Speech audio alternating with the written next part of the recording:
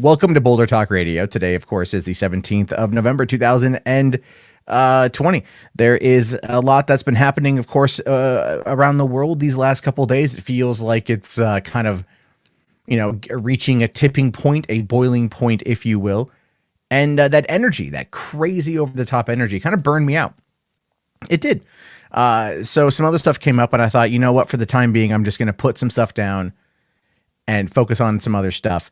And then, of course, what I wanted to focus on would require me to be in the real world, but my state just went into another 4-week shutdown.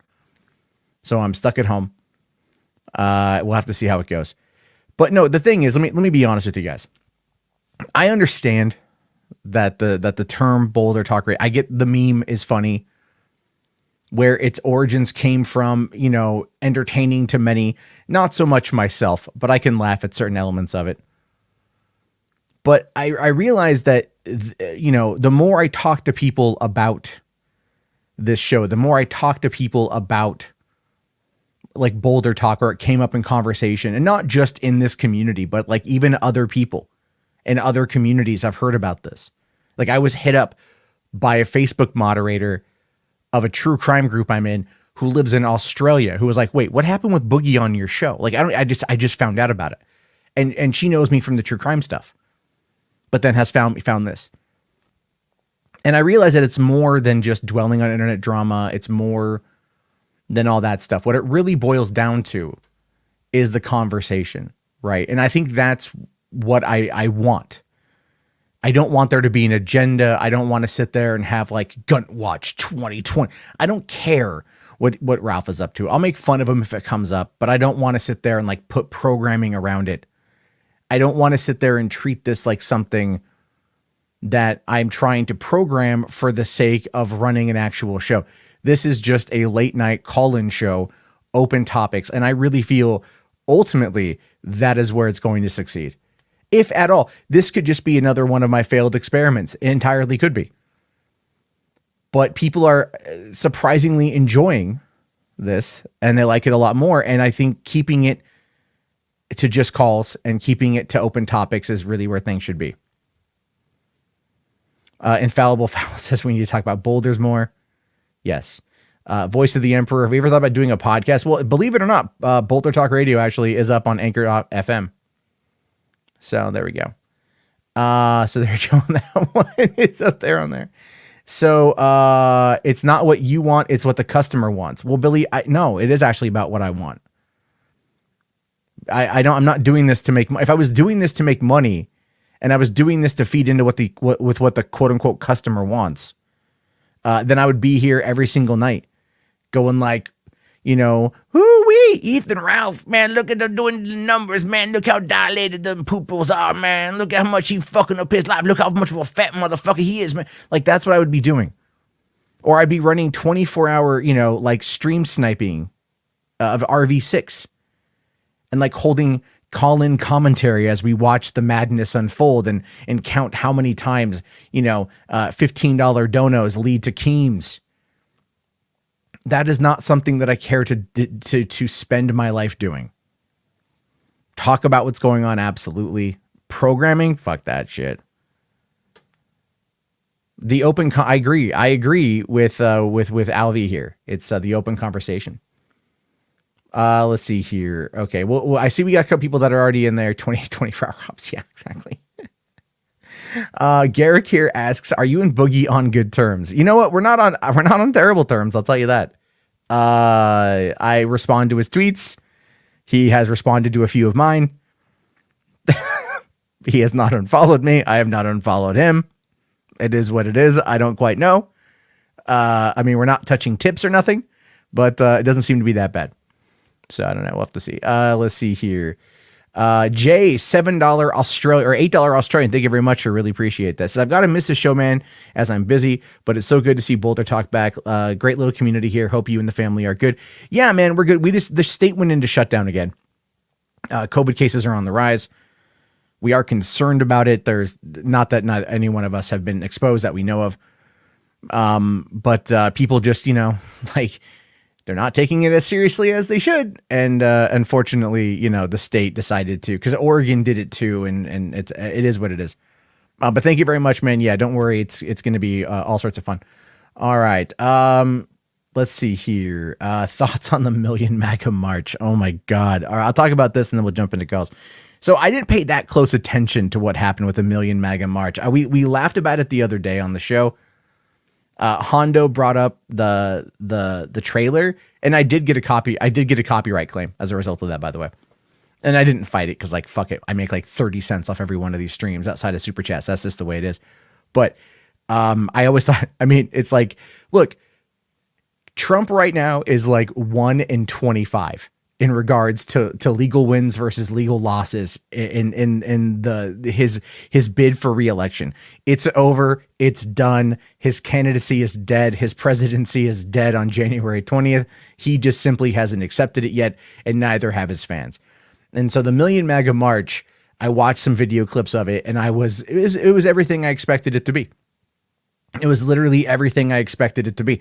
It was a bunch of people showing up based on false information or bad information, and they decided to show on up and march. And there wasn't a million people. It was what, like 12,000 from what I heard? Like 10 to 12,000. It wasn't as many as a million. It was like 1% of that, you know? And then at that point, they decided, you know, people aren't wearing masks. And I'm like, you fuckers are going to get COVID. You're going to catch the coof. You're going to get the Rona. You know, all because you got to own the libs. To me, that whole thing was just one full afternoon of pure, unadulterated cope. That's all it was. And now, even again tonight, Michigan Wayne County voted to certify the votes. All right. So the votes are being certified. It's going to Biden. Biden's going to win. This is not going to go to the Supreme Court. All of this stuff is what it is. So there we go. All right. Real quick. Garrick says here, Trump will run in 24. Yeah, I know he will. He'll say, John here real quick. What would you do to stop terrorism, assuming you couldn't correct whatever causes it, i.e. war or oppression? Well, I mean, like, fuck, dude. I don't know how to stop terrorism. I mean, outside of like extreme, look, I saw your comment before about civil liberties. I don't know. I mean, like, look, inside this country, you could, you know, impose like border lockdowns or blocking travel from certain places, i.e. Trump's ban at the beginning of his presidency, or blocking travel from China earlier this year. You know, like, there's a lot you could probably do on that front. I mean, look, it's just looking at, like, let's say Syrian, Middle Eastern people that are the ones who are generally we're talking about when we talk about that. Okay. Those are the guys that at this particular point, it's true that you have like their countries being in crisis, like Syria, for example. The civil war has pushed out so many people, hundreds of thousands of people. And a lot of that has to do with also climate change having an impact on their environment and not being able to grow. So they are leaving. There are actual like problems that have stemmed from the global change that are impacting that region. And so really, like, stopping it would be finding a way to bring some peace to the Middle East. Now, I will give Trump credit for you know, some of the deals going on right now with, was it Pakistan, and some of the countries that they have signed agreements with, you know, with Israel. I think, I don't know the full details. I'm sure people will correct me. The point is, I'm happy with peace in the Middle East. Although I know that there are some people out there that are looking at the American embassy being moved to Jerusalem from Tel Aviv as being like sign of the end times, sign of the end times. The rapture's almost upon us. I know that's the thing people have been talking about, but I don't know, man. We have to work on trying to find a way to fix those broken systems. So that shit is also cultural, and it goes back like, you know, hundreds, if not thousands of years. And so I really just like fireball. They need to blanket the whole country with weed, just like extremely strong, potent secondhand smoke. Get them a contact high, and then let them chill the fuck out. You know what I mean? Have some munchies, fuck their wives. I don't know, you know, do something, and maybe we'll see. But I am nowhere near a statesman. I fuck all this shit up. Brandon here asks, what are your thoughts on the Tom and Jerry trailer? The animation did look great. The plot looked really stupid, and I don't know why they just didn't make it an animated movie. Scoob was an animated movie, and Scoob was pretty funny. But this feels like the Smurfs, and the Smurfs was terrible. I will say though, Chloe Grace Moretz in that skirt, her legs, that caught my attention. So there we go. Anyway, all right, let's get to the calls. Let's get to the calls here. Because yeah, I know Trump tried to bomb Iran again. I know I saw that he got talked out of bombing it. Yeah, he's got a heart on for Iran. He's all like, I tried to take a tower to Iran. I couldn't. Yeah, he wants to withdraw troops from Afghanistan, and Dan Crenshaw is like all on Twitter going like, no, don't do it. So hold on, what did Drummer do? What did Drummer say? Did he talk? Because like nothing smart happens when that happens. Okay, okay, we have people. We have people in the chat, in the call line here. I'll drop the link one more time. How old is Chloe Grace Moretz? She's over 18. Okay, let me double check that. Let me just double check that. She is 23 years old. Okay, I'm an old man, but I'm not a dirty old pervert. But seriously though, like her legs were like. Yeah, anyway. Okay. There we go. All right, let's get to Black Weeaboo Jones, man. Thanks for waiting. How's it going? What's up, white boy? Not too much, man. I'm in the Northwest, so I'm enjoying my whiteness, I guess. I don't know. It's today was very, very overcast, so not too much here. Cold. I don't know what you're talking about, man. But hey, have you been keeping up with The Mandalorian? Oh, absolutely. Absolutely. Out of everything this year, I think that I'm most primed to watch every single week and not miss is Mandalorian. Okay. Quick question for you, because I know a lot of people are complaining about it. But how do you feel about them? What do they call it? It's where the fucking show doesn't follow a plot, and every single episode is like its own thing. I forget what they fucking call that shit. Like they can be called like vignettes, right? Like that's a term in some cases. The idea of the idea of the show originally was that they wanted to tell, like, it's not every episode is meant to connect exactly. It was meant to kind of like start you off on the series and give you an overview. And then this season, it's a lot more condensed. Now we're only 3 episodes in. We generally know that the plot carried over from the last season. Take Baby Yoda back to his people, whomever they might be. We don't know yet. And then Mando is trying to find other Mandalorians in order to be able to accomplish that, because he was raised Mandalorian. So when he was instructed to find other people like the child, it was to find another culvern of Mandos. He's trying to find more Mandalorians in order to join them, thinking that is what he needs to do.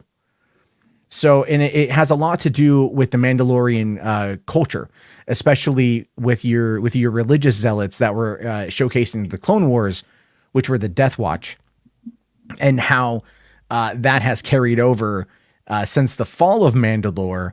When those are I don't want to go too far into it for people who haven't seen it, for one, or two care, but there's a lot of lore there in the Clone Wars, specifically. I think season like 5 and season 7. So they have a lot of arcs on Mandalore. It's good stuff. Yeah, I can't wait to see what happens next, man. I had a smile on my face from beginning to end in this last week's episode. Hey, bro, I don't know. I'm having fun. Some people can't fucking have fun, dude. Somebody in the chat got it. It's fucking episodic, all right? And well, I mean, I don't mind that. Like, every single episode is its own fucking adventure. But some people just want continuing fucking story every single episode, and I personally don't give a shit. I'm having fun. Are you having fun? I'm having a blast, man. Like, for one, the season opener, if they were to release that in IMAX, I would pay money to go see it. For that final crate dragon scene, holy shit. You know, like that blew away anything HBO ever did with Game of Thrones. So I loved it. And it also had Cobb Vanth in Boba armor, like, you know, and it was like it was amazing. The second episode with the spiders was insane because I hate spiders. So I, was very much on the edge, kind of like the whole time. And this last episode with other Mandos was freaking legit, dude. It was, yeah, I'm having a blast. I don't know how I don't know how anyone who is not a Star Wars fan, or anyone who is a Star Wars fan can't look at that and go, at least I'm having fun with it, at the very minimum. All right, Boss Arena. That is literally everything I have. So All you right. could let me go. All right, man. Thanks a lot for calling on in, dude. Have yourself a good one. I'll see you White later. power. Oh, Jesus Christ. Shut up. Shut your mouth. Shut your mouth. We don't need none of that white power here. Garrick here says Anita got mad that Mandalorian had boob armor. Yeah, I saw that. I saw it. It was stupid. My God. I did not make a video on it. I feel over the span of the last 8 years, I've spent a lot of time talking about Anita. I didn't need to give her any more attention. I saw it though, and I was like, holy shit. Holy shit. It was stupid as hell. Also, as by the way, Star Wars Holiday Special dropped today on Disney Plus. It's actually really good. So, yeah, right. Yeah. Cobb Vanth wearing Boba's armor and riding Anakin's pod racer 100%. So, all right. All right. Let's go to the next one here. Mo Moon. Thank you for waiting. How's it going, man? I'm alright. It's just fucking terrible night tonight, but whatever. Well, shit. you figure in 2020, every night's a terrible night. Yeah, especially after all the past 2 weeks that happened to me. But yeah, whatever. Let's get this Well, I'm year sorry. over with. I'm sorry that the last couple weeks were shitty. Yeah. Are you the one who messed up my car in my driveway? I'm going to plead the fifth on that one. Yeah, you better. Nah, that was my brother, so he's alright. He messed up your car and your driver. Like, hey, wait, hold on. This is the story I want to hear about now. How did your brother mess up your car in your driveway, and then you've already forgiven him? That's I was just making shit up, man. Come on. I was gonna be like, my brother has done like worse shit than that, but that really happened to me. But I just the car thing was just my transmission blew out, so I needed a new one. Okay, so. But he did not blow out your transmission. No, that was me. Okay, because I was gonna say if he blew out your transmission, the only punishment is you blow out his wife. You know what I'm saying? Yeah. What wife? I don't know, his right hand. He doesn't have a wife. Yeah, you'll find her in the top sock drawer. It's a black fleshy object. Probably. You can't keep a woman. All right, come on. You can't keep a woman. Well, that can happen. Yeah. Anyways, it's mostly it's a long story. I don't really want to get into. He's probably scaring me in the next room. Sure. Contemplating my murder. Yeah, I was gonna just a random questions anyway. It's just a random topic. Yeah, because last time we were talking, you said you had a paranormal experience before. Is that remembering that correctly? That I had a paranormal experience. Yeah, if you ever had a paranormal experience. Yeah, I've had a couple really odd experiences, but yeah. Ah, okay. Well, yeah. Basically, you ever had an experience with shadow people? And I don't mean black people. I mean shadow people. No, not specifically shadow people. Do I need to wiki this to see what are shadow people? I'm gonna look it up now. Go ahead. Shadow people. It's a movie from 2012. Or a shadow person, according to Wikipedia here, is the perception of a patch of shadow as a living humanoid figure and interpreted as the presence of a spirit or other entity by believers in the paranormal or supernatural. I mean, look, I've seen, I can tell you specifically, I've seen shadows shift and make shape. Okay. But I'll tell you this though, I was 15, I was high on chronic laced with LSD, and I had just seen Mortal Kombat Annihilation, and I was hallucinating and looking at the shadows were moving as I was walking home from the theater. So I've witnessed it, but it was also a figment of my imagination because I was really fucked up. Well, yeah, sure, it could be But that. I've seen some weird stuff. I've seen some weird stuff. As time goes on, hold on here. I have to address it. Hondo the Razor $5 super chat. I let an old man spit in my mouth so I'd have the shekels to donate. Here you go, my liege. Oh fuck! Oh Hondo, Jesus Christ, dude! Thank you for that. Thank you for that. What a trooper! All right, so what is it for the boulder? Yeah, I appreciate that. I appreciate you possibly catching the coof. So, okay. So, what is it about the paranormal that you wanted to talk about? Oh yeah, because I'm just in the middle of talking to my friend about shadow people. Hold on. Someone's at my door. Give me a second. Oh. Oh no, you know what? Just put me back in the room, and I'll get back to you in a bit. All right, all right. Don't. It's late, so don't die. Okay. So Mo Moon, everybody has to go and answer a door while talking about shadow people in the middle of the night. Let's hope that he makes it back. All right. Well, I'm just going down the list here. Biohazard, I see you, but again, it says device not connected, so I can't bring you in until you have at least. There you go. I'll get you in a few minutes. But hey, what's going on, John? Oh, hey, Matt. How you doing? I got two stories for you. All right. First one is I was actually going to work during the original Million Man March in D.C. I took the Orange Line to commute to get into D.C., and it was on a Saturday, and I worked the swing shift. So one Saturday, I'm going up to the subway, and I was the only white person there. I mean, it was flooded. I never forgot that. And they were looking at me like, why are you here? And I had that look of, I'm just trying to go to work. Yeah. And it's just funny as hell, though. That happened to me when I was working for the LA Unified School District, and they sent me down to Watts. Oh, geez. And I took the subway down there, and this is like really early in the morning. I figured it was safe. And I walked the few blocks to the elementary school, and it's an all black elementary school. And I'm like the only white dude that's there, you know. And I talked to the principal, and you know, she's like, "Oh, where'd you park your car at?" And I said, "Oh no, I took the subway." And she's like, "I'm sorry, what?" I know. I took the subway down here, and she's like, "Are you stupid?" And I'm like, maybe, I don't know. She's like, no, you drive down. You don't walk around here. She's like, you don't walk around here, you know. And I interpreted that to mean like, oh, because of the color of my skin, right? So this is what it feels like.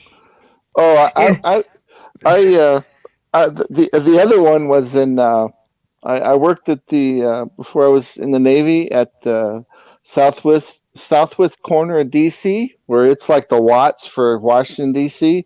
I mean, it's all rough neighborhood, and I wanted to see the tourist sites downtown DC. You know, the mall and Smithsonian. And I'm like, I looked at the map and I figured I took the yellow line in and just walked to it, right? So I took the yellow bus in.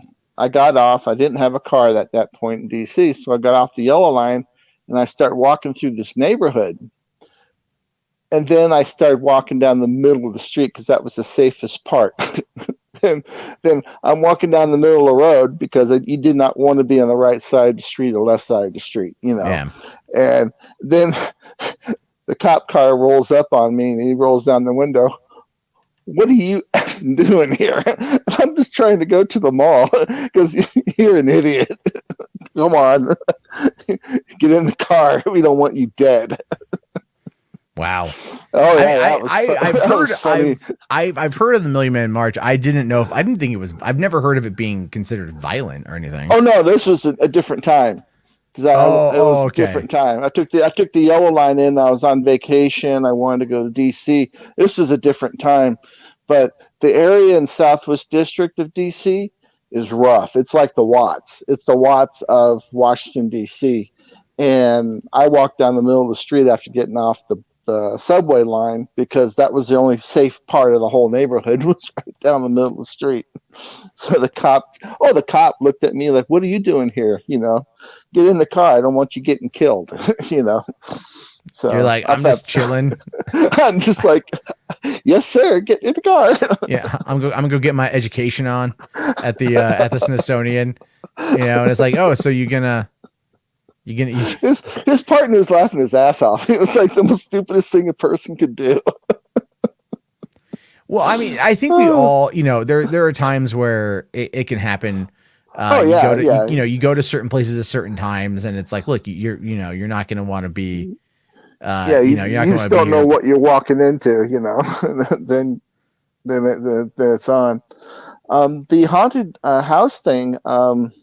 When I was 15 in Eugene, Oregon, I was at a friend's house there, and we were with a bunch of kids, and we were discovering he did a D&D, Dungeons and Dragon board game, So I tried playing that with him, but we're in the kitchen, and I look to my right, and there's this door going upstairs, in this house. And I saw the knob move and rotate like it stopped, like, when you push it and it springs back, Yeah. rotate it and it springs back. And I looked around and I said, who went upstairs?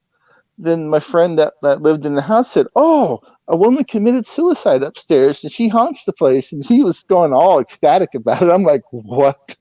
Are you kidding me?" But I never forgot that. The doorknob just moved, and I counted up everyone in the house, and everyone in the house was in the living room, and no one went up the stairs. So that was pretty cool. I've never really been around anything like that specifically. So, I'm trying to think about, the shit I've seen is like out in the woods. Right. So that's really like, and I was sober. My friends were hammered. So I don't quite know like if they'd be able to back up my claim at that point. Cause I don't know what the fuck they remember. I just know shit was definitely weird. I would love to have like a truly, paranormal experience, like really I would. Like I think it'd be kind of cool to go and experience something like that. But at the same time, it's like I don't know if I would be open enough to letting my brain believe it. Because that's how I kind of view it, is like it would have to be like real substantial in order for me to go like, yo, fuck dude, ghosts are real. Holy shit. Like we stumbled across something terrible here. I have no goddamn idea. Well, I've had so many psychic events that I'm the opposite. I try to keep things normal. In other words, if you look at the box around you is clear plexiglass and everything's a clear liquid, right? That's all your normalness, right? And you're inside this clear liquid, clear box. When you open the cracks to let more intuition and weirdness in, you have to figure it out. You have to, look at what's the new weird thing that's happening. I mean, I've got tons of crazy stories. So it's like the reverse, try to keep things normal because you get so many paranormal events, like when I was wanting to get out of the Navy, I started practicing blackjack at a blackjack place, and I could actually close my eyes and I could imprint of the next card coming up. And I worked at playing that game, but then I could tell if it was a 5 or less or a 10. I could look and perceive like an after image of the card that's going to be hit if I play it. But after a while, I got frustrated with the game because you couldn't win any time. I mean, it's just that's what was the frustrating part about blackjack was that I could see the card. I'm going to lose no matter what happens, so this sucks. Then I went and started playing poker in Florida. Sorry, and using the psychic stuff, I'll never forget the first psychic hand I really had. And Sure. it was the 8-6 of spades. No, I'm sorry, 10-6 of spades. And my intuition second says, first, it's not normal stuff. It's sarcasm for me. and my intuitive voice goes, "Oh yeah, go ahead, play that hand. I dare you." Right? And I'm Yeah. like, "Ah, crap," you know. And so, No, so Hondo here says Boulder Talk Radio equal coast to coast AM confirmed. Oh my god. Yeah, so no, well, I think it's I mean, look, like I've seen a bunch of those videos on YouTube. I've watched like Ghost Hunters and all that oh kind of yeah, stuff, and it's like, I don't know, man. Like I personally don't really I don't fucking know. But oh it's yeah, like it's so weird that people see things on different on different wavelengths. They their perceptions are always a little bit different.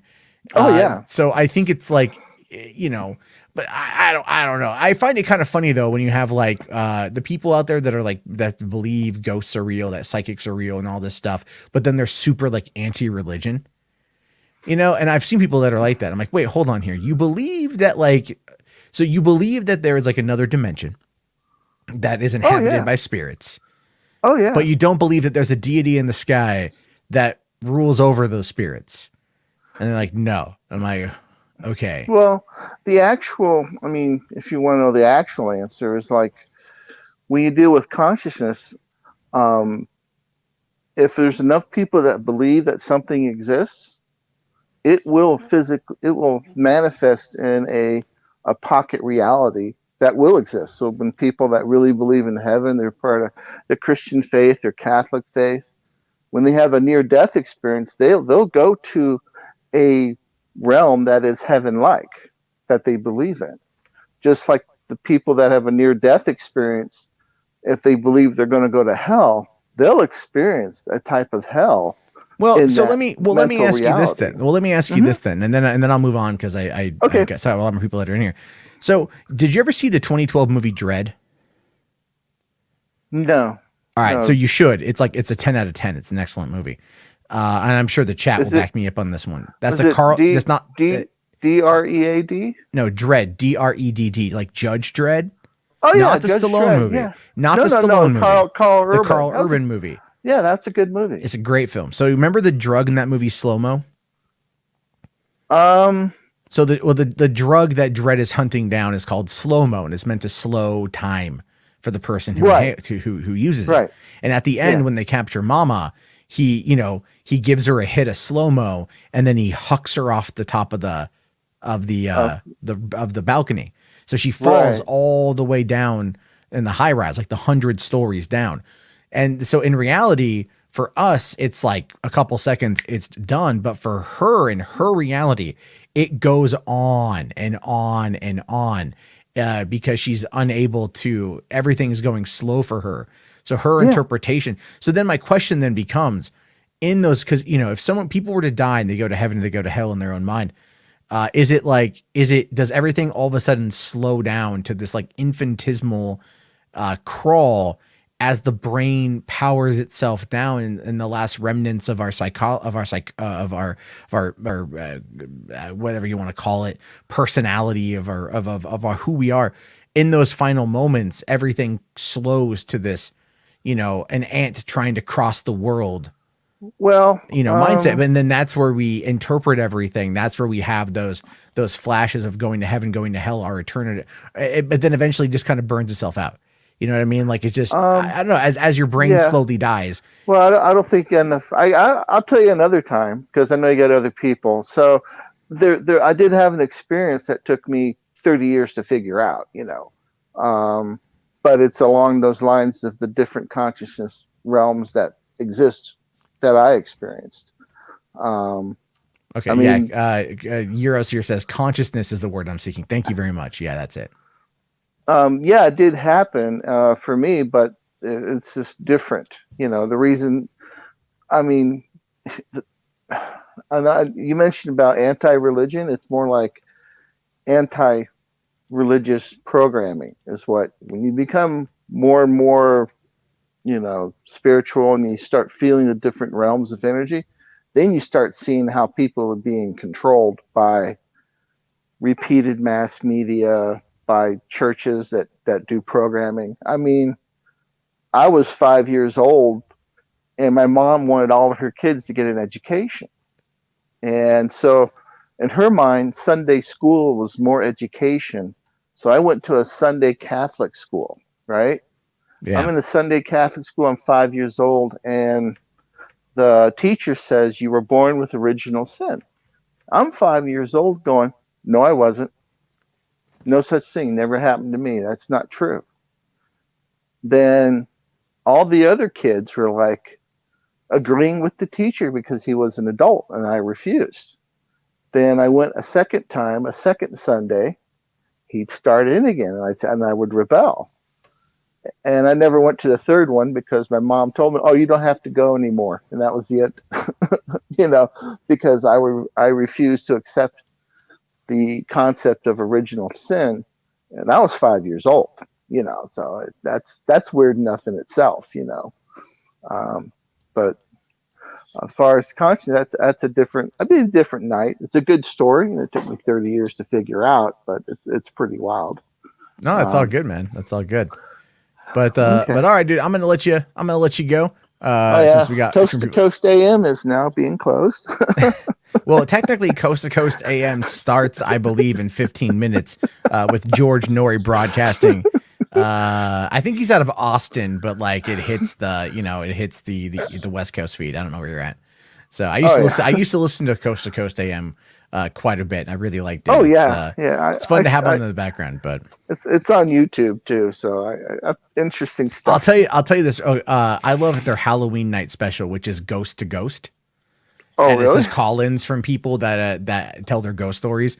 And so, 11 years ago, I was wrapping up a film shoot, and on the first weekend of November, and my girlfriend and I were then leaving San Diego and driving the 9 hours overnight to Sacramento to see some friends.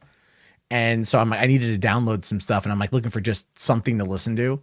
And so I downloaded the Ghost to Ghost, and I'm driving north of LA. I'm in Central California where there's nothing around. It's literally just desert. It's a shithole. And I'm just driving, sipping on a rock star, and I just pop in the CD and I listened to Ghost to Ghost in the middle of nowhere. And it was just this cool, kind of creepy experience. I'm not going to lie. It was kind of creepy. Oh yeah. But just to listen to all these people's stories. And as I'm literally in the middle of nowhere, no one else on the road, and my girlfriend's asleep and it's just me. I just thought that was a lot of fun. So I do like to tune into that. And I do like people telling their stories. I was watching some stuff tonight about near death experiences. Mm-hmm. And this woman was I had a near death, two near death experiences. And then she basically just became, according to her, she was saving people after that. She would get these visions and these flashes to go and save people. And she saved a kid from drowning, and a kid from choking, and a few other things that she had done over the years. And, I have no way of disproving any of this. Oh, no. I mean, it's, I always say that beliefs require zero facts, and belief, you can have all the facts. There's a wide range of facts to support a belief. You can have 72.5 million people. Anyway, All right, man. We'll talk again soon. Have yourself a good one, buddy. Problem. Thanks a lot for coming in. Okay. John. All right, let's bring on Shidoko, man. How's it going, man? Hey there, Matt. How's it going? It's going okay. So what's on your mind tonight? I guess I don't know how to put this, but earlier something you said right at the beginning of the stream kind of struck a chord with me, and I just feel it's an important message to share out there. Also considering that we're getting near Thanksgiving, it's just that with everything going on in the world, the virus and the election, of course, and everything online. I feel it's important. I guess it's also for everybody who's watching this, because I'm assuming everyone or many people are younger. Just keep track of what's important in your life. Like you were saying, because everything online, you're just trying to focus on yourself or something like that. The last few days, that's part of the reason why there was no stream, I believe. Yeah, I just didn't want it to be. I just didn't want it to be a nonstop internet drama festival. Some people out there like that. They're just oh my God, shit on this person. And I'm sure if something is necessary and it comes up in conversation, but I don't want to go and seek it out. I don't want to, because if I start to seek it out, then I start to my OCD kicks in, and then I'm looking for as much info as I can, and I spend a lot more time than I care to learning about these, shitty people rather than just going, they're a moron, ha ha ha ha ha, and moving, like it's like when I had my downfall a couple years ago, there are people that like did full length documentaries about my life to like, my online existence and like trying to find stuff. Now what's really funny is I know there was one thing specifically that they didn't find, and I'll tell you what it is. I kept a blog for a year, 365 days. And it's a blog that I kept, where I just, every day I would write what I did. And because I was writing a blog at the time, I wanted to find the most interesting things to do in order for content. And so like I went to the MTV Movie Awards as a seat filler in Los Angeles, and then immediately crashed a friend's wedding after the fact, and then ended up being videographers for that wedding for the night, or like I went to the Spike Scream Awards. I went to the Spike Video Game Awards. I went, well, that one, no, we went to the red carpet for that. And then we ended up having to leave because they didn't give us tickets to get in, those bastards. I made a movie. I worked on my first feature length film. I did a bunch of shit in this year, from I think it was like 2008 to 2009. And that was something that like it still exists, but it is very much hidden from society. It's very much gone at this point. So like, but it exists, and there are people out there who have absolutely read it, and I'm not like embarrassed by shit about it, but I thought it was pretty funny. So I guess that's what we call no lives. Who wait, hold on. Is Memeology? Is this really you? Stay out of drama and don't support pro censorship. I'm not. Oh, that is you. I'm staying out of drama, dude. I don't want to get involved in that shit. I don't mind if it comes up in conversation, but I'm not gonna I don't want to seek it the fuck out. It ain't my thing, man. It ain't my thing. I just want to do this and like chill out. But thanks a lot. Thanks a lot. Yeah, and also, and I'm pretty sure you feel. No, I'm doing some other stuff right now, so it's all good, man. Like, just so much drama after a while. You just get to see it. So no, and I also do appreciate this show. I guess also just message to you. Yeah, it's a peaceful thing. I sometimes I listen to it while I work. Yeah. I've gotten that. Like I had like a couple people last week just go like, yeah, man, you're onto something with this, and I'm like, but what is it? Like, what is that something? You know what I mean? Like, you got to give me more to go on here. It's like such a vague thing. It's like when your parents go, "Oh, that's a really cute drawing." Okay, what about it? Like, what tickles your artistic integrity? Like, what are you trying to tell me here? At least here's my perspective on that. It's sincerity, which at least I feel. You always say you enjoy this stuff. People who do drama, at least to me, there is a point where it just becomes manufactured, and a lot of it does. It does. It's like, I have to be mad. I have to rage at something. I'm all like, dude, I woke up this morning and the first thing I did was watch a Star Wars holiday special, and I had fun. Right, the new Lego Star Wars holiday special, and I had fun. Like I hung out with my kids. My 3-year-old daughter, she seemed to really like it, and like my 1-year-old wasn't too sure what to make of it, but she still watched it. And I'm hanging out with my kids. I'm watching Star Wars. Like, that's more fun to me than like, let me read Kiwi Farms and get like, upset about, I don't know. Like, if no one's getting hurt, who fucking cares? It's sort of thing.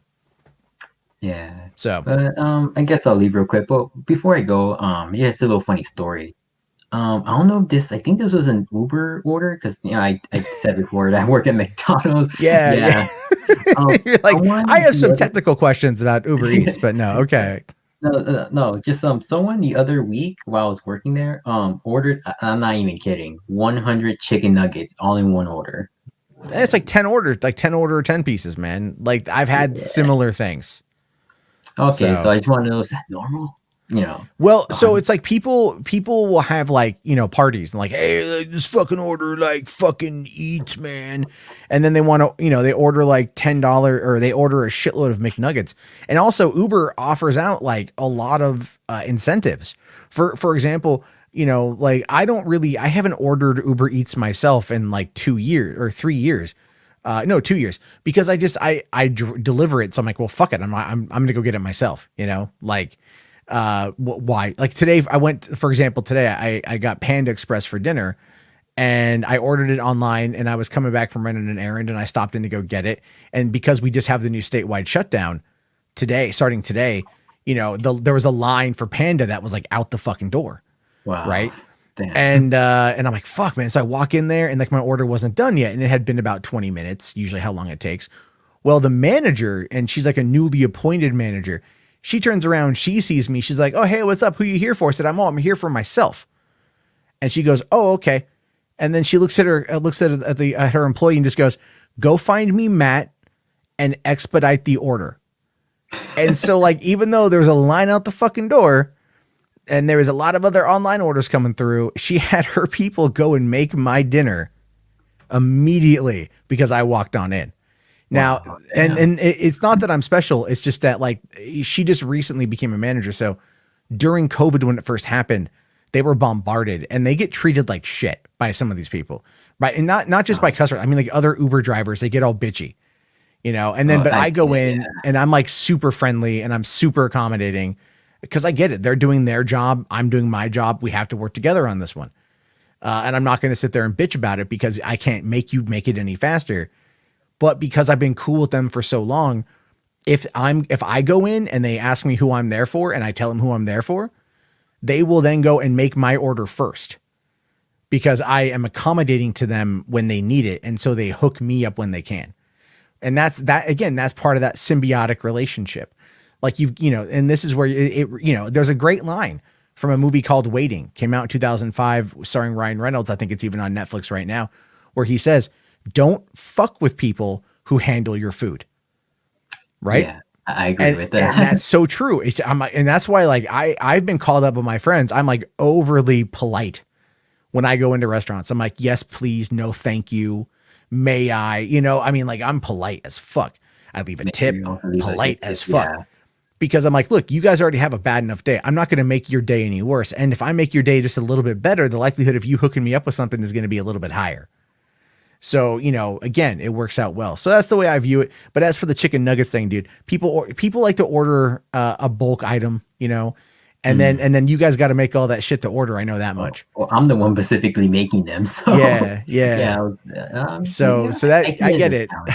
I get it, dude. But I people, I had someone from McDonald's order literally 1 chocolate milk and like 100 salt and pepper packets. Huh?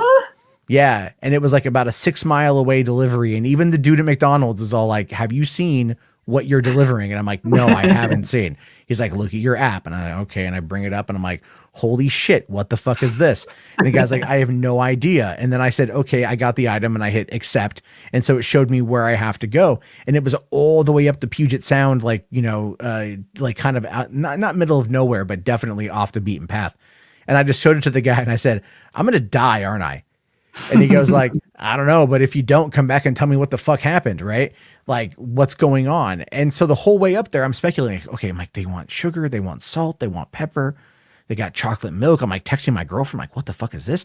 She goes, well, or maybe they're having a party and they need chocolate milk for a mudslide, and they need salt for margaritas, and this is just how they thought to get it. I'm like, that's actually really intelligent. That's good. That's a good call. And I get up there, and it's one dude, and he's outside, and he's just like, hey man, I'm really sorry.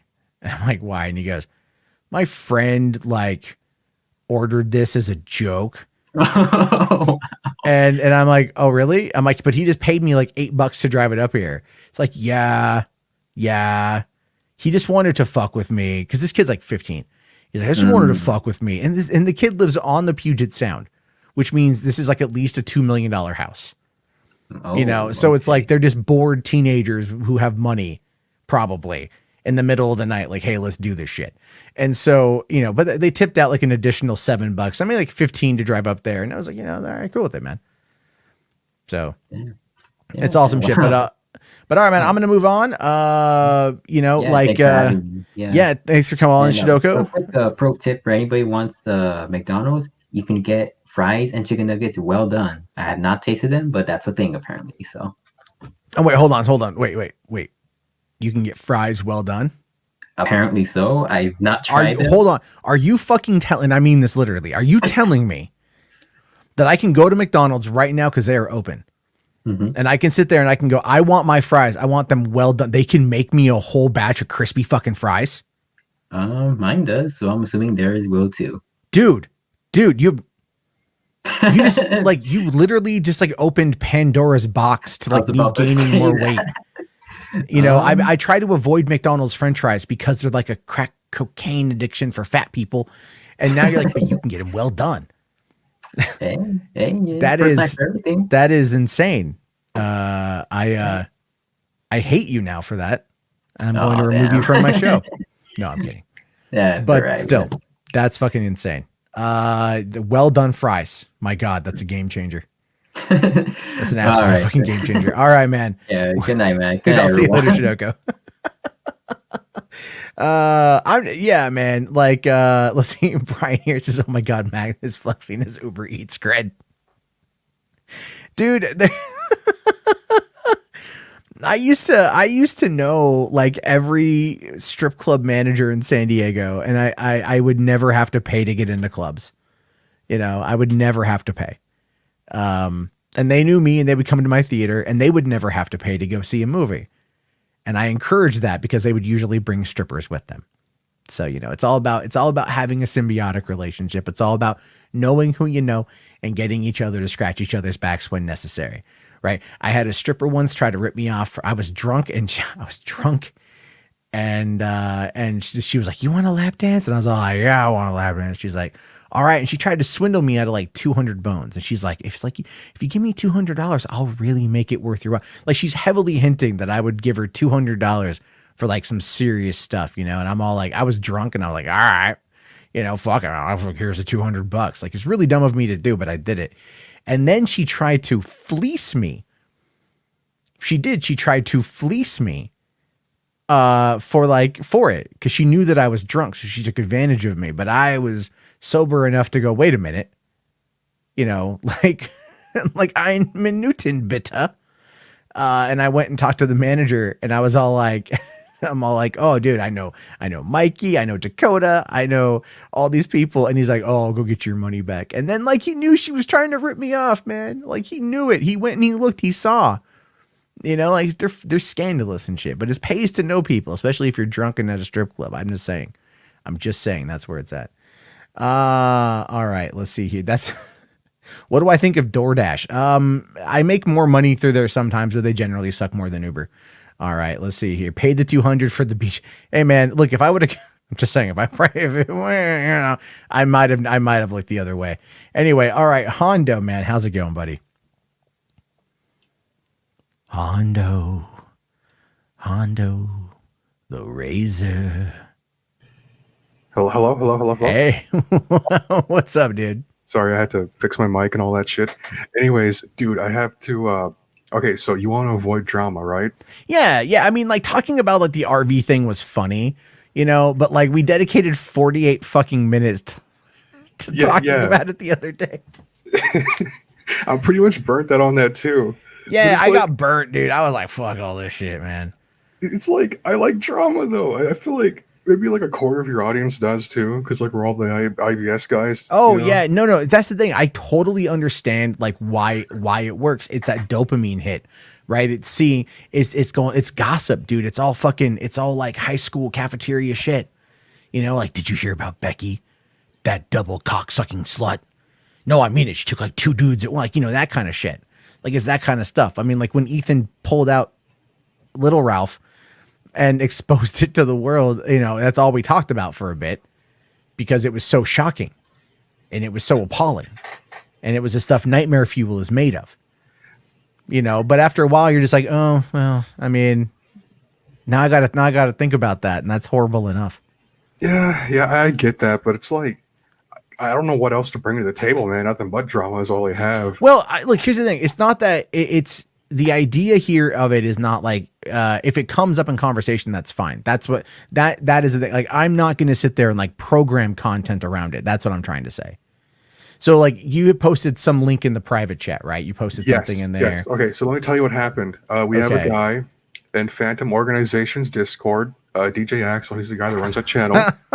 And this gentleman, he likes to drink. He likes to get really shit faced, and you know, he will activate his camera occasionally, like in the VC, and he will just you know, go wild. And if you want to just play that for your audience, just to see what kind of shit we have to deal with occasionally, I think that'll be funny. So okay, so this is a guy who is in PO's Discord, yes. who is an alcoholic, and knowing PO, that's kind of who. Yeah. Okay, Yeah. and I see this video is actually on his channel.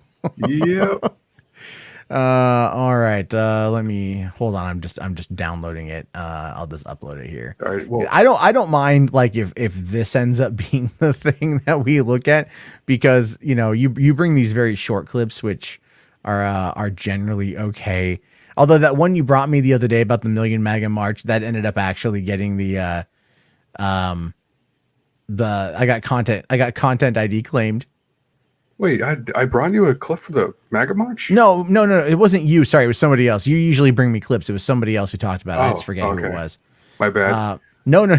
It's all good. Anyways, it's all good. Let me just I'm just uploading it right here, all right. and we'll watch it here. I know it's short. It's only like a minute long. Yeah, minute 15. All right. All right. So is there okay, so real quick here. Is there a reason like why this guy's just frequently an alcoholic is what you're trying to say? Yeah, like I don't want to get into his personal shit to the reason why, but I just want to like show all of your little kid audience, right? Because you do have some little kids in here, why you should not drink and why drinking is bad. Because occasionally you do shit like this. We're talking about trying to kill your neighbors at like 4 a.m. Like fucking schizo rambling drunk about one of them being a pedophile. And it's bad, dude. This guy was like vomiting all over his phone and floor too twice. Like he did it twice. I got all right, like, let's on camera though. Okay. Oh Jesus. Okay. Yeah. Let's see it. I don't fucking know, do I? I Oh, think wow. you sobered up a smidge. All right, how about we kick that door and I'll just No. point. No. Don't Are you looking at my door handle? Yes or no? Kicking. You're gonna get super arrested, Is dude. that a door handle? Yes or no? You should go out there and kick that door. What the fuck is that No, beard? don't listen to him. He don't know what he's talking about. Yeah, nah, do it, man. You should go fucking kill that guy. Oh, no. No. He's a Can you nice see what I'm guy. kicking? He's a nice guy. He's a Don't do fucking it. pedophile. You're gonna stop him from fucking kids, right? Go fucking kick his door down and kill him. Oh my god. Yeah! Come on, boy! Holy shit, man. Holy Hondo, are you getting this? I can't even speak, man. I'm out of shape. Wait a minute. What was this no, saving You saw that, videos and right? audio thing going on? Okay. Yeah. Yeah. So that guy went to a neighbor's apartment. Yeah. He for whatever reason in his drunk state decided that he needed to murder his neighbors, and he fucking tried to kick their door down several times. Oh my god. Well then that guy was that one guy was there saying like he's a pedophile.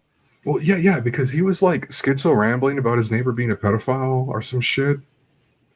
Yeah, and by the way, we disavow ego statements. We did not encourage him. You can't actually hear me talking because I didn't have OBS set up to pick up my mic. But I was telling the guy like, dude, stop, please don't. But anyways, I want to talk about Shoe on Head for a minute, if you don't mind. That's okay. All right, and then I'll like split. But Just like, yeah, no, like this fucking drunk Australian guy is kicking down his neighbor's British. door. Oh, he's British. That doesn't fucking matter. and Kenny Jones, he was there too. Look, Kenny Jones and Black Weeaboo Jones. I think Black Weeaboo Jones is ego. I thought I heard Kenny's voice. I'm like, that sounds like Kenny, and he's Yeah, in the that's back room Kenny. right now. So I was like, it sounds like Kenny. So, oh my god. Okay, so what's going on with Shu? Because people seem to be going after Shu a lot recently. Yeah. So you know how Shuan had kind of oh my god, fucking Black Weeaboo Jones is ego. dude, the whole fucking world heard you say that. Like, why? Sorry. All right, back on topic. But yeah, Jesus. Kenny and Ego were there. Anyways, so the whole, you know how Shion had kind of left. I don't know what you call it, the skeptic community. How it kind of dissolved. Yeah, dissolve is a good word for it. Imploded, Yeah. I think, would be probably more of an appropriate term. But yeah, Imploded, dissolved. I don't know what you want to call it. All I know is people separated based on where they were when it came to like politics, and it just kind of like dissipated. I don't know if it'd be imploded, but like it kind of died after Gamergate, and I get that shit. I don't want to bring Gamergate up again. That's fucking yeah. But anyways, so she moved over to the left. A lot of guys did, you know, Chris Ray Gun, some well, black I mean, guy. to be fair, they were always like that. Yeah, right? yeah. They all were of them were always like lefties. that, but but when they were attacking the left, no one cared. That's Yeah. the difference. But now that they're not attacking the left as much anymore and they criticize the right, all of a sudden it's like this, scarlet letter upon them sort of thing. Yeah, and I get that, you know, like people can have different differences and all that shit, and everything's fine. You know, they're a Democrat, you're a Democrat, and that's cool, right? Nobody really gives a shit as much. However, Shuon had people are caring about her and Chris Raygun because you know how they spent like a couple of years just targeting feminists. Oh, Well, yeah. No, yeah. totally. Yeah, now that they're on that side of the aisle and are adjacent to feminist YouTubers, mainly Shuon had, all those people that she attacked in the past are really fucking angry because right now she's kind of like treated as a darling of the left for whatever reason because she's like a sock dam now or some shit, and she's hanging out with Vaush and all them, or however the fuck you pronounce his name, and now they're trying to cancel Shuon Head. Now, keep in mind, she has nobody left. She basically split with Sargon and a couple other dudes, right, who are more on the right side of the aisle, you know, because she had Yeah. that beef with Short Fat Taco and all that shit. I ran with all these people like years ago, right? yeah, So yeah, I know. I was there. I'm pretty involved. Like Sargon, Sargon, he is, he's gone. He's become quite interesting, I think is a way to describe it. But he drifted more right. I think that's another thing to consider as well. Yeah. It's not just Shu was always a lefty. She was always a lefty. But again, like I said, it's all about calling out the feminists. When you call them out, no one cares what your political affiliation is. It's like I gained a shitload of fucking subs 4 years ago because I was critical of Hillary Clinton and I gave Trump more or less like a soft pass. But as soon as he got into office, I'm going to criticize him. And he got into office and I started criticizing him and everyone's like, whoa, man, what are you doing, man? Like, what the fuck, man? Because like they were like, whoa, I didn't expect you to actually do it. And like, yeah, no, I hate this guy. I'm not gonna sit there and be nice to him, so there's a lot of that going on. I think, but I know people are trying to cancel Shuon Head. I know like there were like Discord leaks from a couple weeks back, like stuff that came out of her. Oh, that was from like the right side of the aisle. You know, those are like, oh, she's a commie now. She's hanging out with commies. And then, so like a lot of her old fans are kind of like angry at her, but then a lot of her new fans are also angry at her too, right? Yeah. Because right now, all her feminist, like, because like she's a sock dem, and all the people that are sock dems within her little sphere are all like hardcore, like progressives, feminist people like that. And in some instances, people that she has made fun of, the people that she has, made YouTube videos on, and they remember all of that shit, dude. They remember all of the fucking skeptic shit posting days. No. Their vengeance. Their vengeance is long, and I say this because I've caught wind, and I don't know how true this is, but I've caught wind that apparently like some people on that side from like that were, I guess, the opposite side a couple years ago. They've now caught wind of where things have gone on this side, and so they're gearing up to start making attacks on some people. I don't know who or specific on anything. I just kind of heard something in passing, but I heard that like my name came up and that they're like, oh, we fucking hate that guy. And I'm like, I think I know who it is. I think I know. No, like not like that. They don't like me. These are the kind of feminists that, like I criticized like 8 years ago. IBS the Matt. So IPS them. Yeah, Fuck go, yeah, they like couldn't do I handle it. fucking I do a late night call-in show called Boulder Talk Radio. From Would you Boulder, like to Colorado. Yeah, still love that comment that guy left. I don't know if a Boulder, Colorado centric talk show is going to have any determination on the election. I'm like, that was great. But no, I the whole thing is cringe to me at this point. The whole goddamn thing. Like, dude, Shu has got over 1 million subs. She makes a lot of fucking money. She still lives with her fucking parents.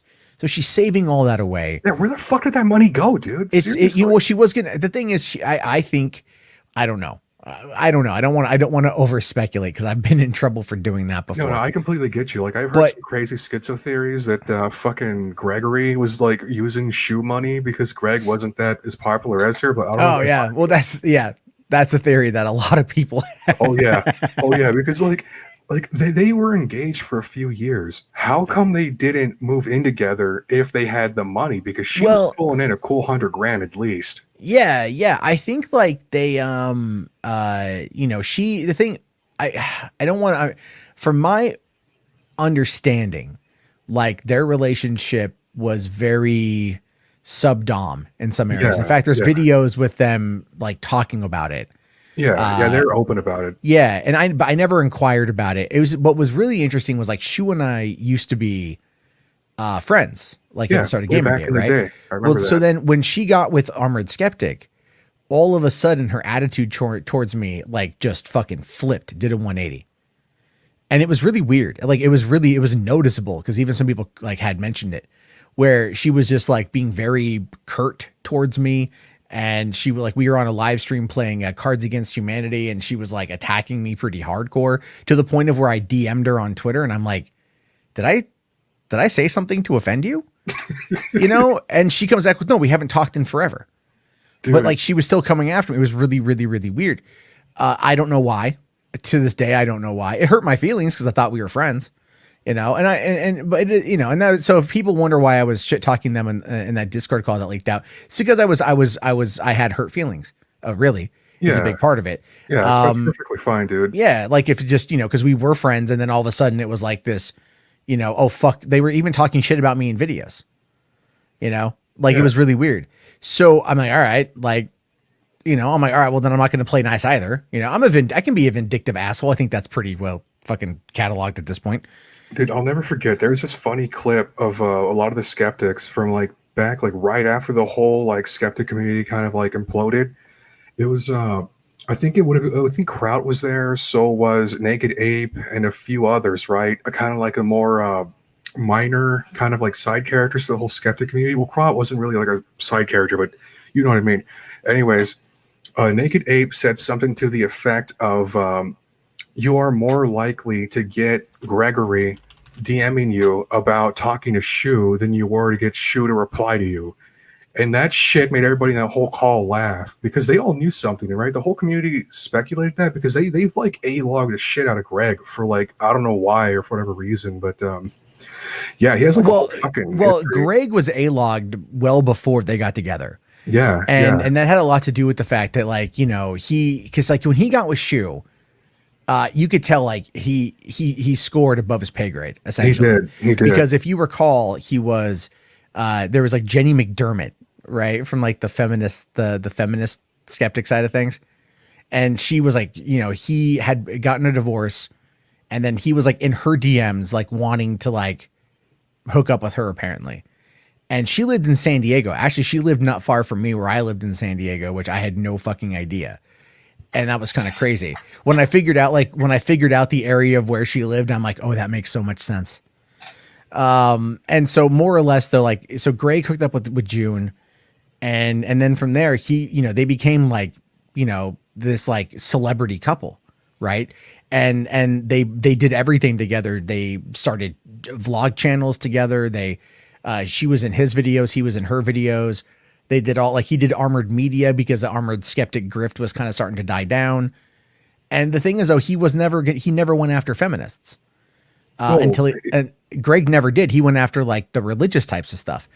And then he started dating Shu, and he got into the culture war thing at the right time when it was pulling in good numbers. And the joke with a lot of people a lot of YouTubers who are very friendly with Shu right now. You know, the joke was like, okay, who's going to who wants to take bets on when they break up? Because, and it wasn't to be mean about Shu. It was like literally, Yeah, about him. Yeah. people just hate Greg. And as a person who a lot of people irrationally hate for very little reason, I don't hate Greg. I've met him a number of times. I don't necessarily like him. I think he is egotistical. I think if you are not, like when I was at MythCon, for example, you know, like when I was at VidCon before everything with me blew up, and I'd see him there, like we would talk occasionally. We'd acknowledge each other's presence. When I went to MythCon after the Killstream incident, he wouldn't even like acknowledge that I existed. Like he walked right past me. I said, "Hey, what's going on, Greg?" You know, and ignored me completely. Just absolutely fucking ignored me. Wouldn't say a thing to me whatsoever. Yeah, but you're not the only one to think that. Like literally everybody in that whole sphere, like your Yeah. buddies, you know. I don't know if y'all talk about it. I'm not going to put you on the spot. No, But Jim I said haven't. the same shit too, and so was like everybody else back Wait, then. who said the same shit? Jim. Remember when he was calling Shu the alpha skeptic and fucking Greg was like this leech? Yeah, but yeah, well, Jim, I mean, he that was his observation, and he wasn't necessarily Yeah. wrong. Like he has a lot of wrong takes, but I think in that instance Jim was right about Greg. But I just wanted your opinion on that, because like where else does fucking Shu have to go? Because she literally can't go back to the skeptic community, and now all her new friends, right, her new SockDem friends are getting ready to fucking cancel her because of all the people she made fun of. Like, and keep in mind her fiance broke up with her when she was 30, you know, and they were engaged for a while. So like, who does she have left? She's not 30. She's not 30. Yeah, she's like 30, dude. No, she's not 30. Oh, bullshit. Really? Yes. Let me Google She was this. like, at most, she's like 28. She's not 30. I'm like, when I met her, you know, originally, I think she was like 21. Maybe she was only 20 back in 2014 when I first met her. She was like, damn, she's 29. okay. So she's not, I mean, she ain't 30. That's such a weird take. It's like, you know, I mean, Well, that was the meme. That was that. She no, that was became old yeah, and then yeah, everybody she knew what yeah, fucking- yeah. And then I heard I had heard something like people were already talking about like how Armored Skeptic was already liking like Some chick straight out of high school. yeah, and Yeah. everything. And I'm like, you know, and then you look at Greg and it's like I took a look at Greg a while back. Gregory. And but have you noticed like how much he's growing his hair out? Yeah, And, trying like- to look young and shit. Yeah, I'm all like, dude, I can't tell. Like, I think the joke I made and some friends of mine when they showed me a picture, like, I'm like, what is he transitioning? Like, he's just, what the hell? Get a haircut, you hippie. But no, the thing is, I do like Shu. I know her personally. I understand why people don't like her. I understand why people feel the way that they do. Dude, he's 36. Yeah, well, I'm 36, 38. I'm growing his 38. hair What, out. What you the know? fuck? Kobe. Talking to high schoolers, dude. What the fuck's wrong Well, with you? I mean, you know, maybe him and Ethan read from the same playbook. I have no idea. But like, I mean, like, I wish the best for everyone. I do. You know, Chris Ray Gun has always been lefty, but the thing is, he's getting attacked for it as well. But he's got his dedicated audience of people. You know, he does the Sacred Symbols podcast with Colin Moriarty, who is effectively more of a right-leaning libertarian. And you know, that's very popular, and they make good money doing that. He's got a Snark Tank podcast with some black guy. Yeah, I and watch that occasionally. yeah, it's pretty funny. And so they do their thing, and they have their audience there. So he's doing okay. You know, in June, all June has to do is like keep playing Among Us with Vaush. And she'll have, you know, right now, BreadTube. This is the thing. The pendulum is now swinging back to being in BreadTube's favor. All right. Where they're now going to criticize the Biden administration, but it's not going to be Orange Man bad. You know, it's not going to be that. So it's going to be a different thing. And that's going to be her bit for a while, you know, But do you think she'll be safe though? Like she'll be like, or will it fucking just implode her? I don't, too, or, the thing is that it's, that you can only implode. Look, this is going to sound like, look, if I would have handled what happened with me differently, things would have ended differently. You understand that? Yeah. Like if I would have been like, fuck those guys, yeah, whatever, and like not gone like I fucked up, right? Like if I just would have been like, fuck him, yeah, I flagged him, eat a dick. People would have been mad, but it wouldn't have been like this, like, oh, he crumbled, he's weak, he's whatever. As long as she doesn't show weakness in the face of adversity, in this particular regard, she'll be fine. She's got enough of an infrastructure and enough dedicated fans that she's going to be okay. Yeah, but she Right. already simped out though. She's already deleted old videos in the past that she's like uploaded from back when she was hating feminists. She deleted a few of them. She's also through like her relationship with Sargon and Short Fat Otaku and a couple others like to the side. She's already made concessions to her new friends. So I think. Well, like, I mean, but Sargon was like, he was fucking so like just thirsty for her, man. He was so, I mean, him on Twitter and him in videos, like he's just thirsty for shoe on head because like the thing, sexually. I don't know if it's sexually, man, but he was like, he was just, if you watch the content, he's just thirsty.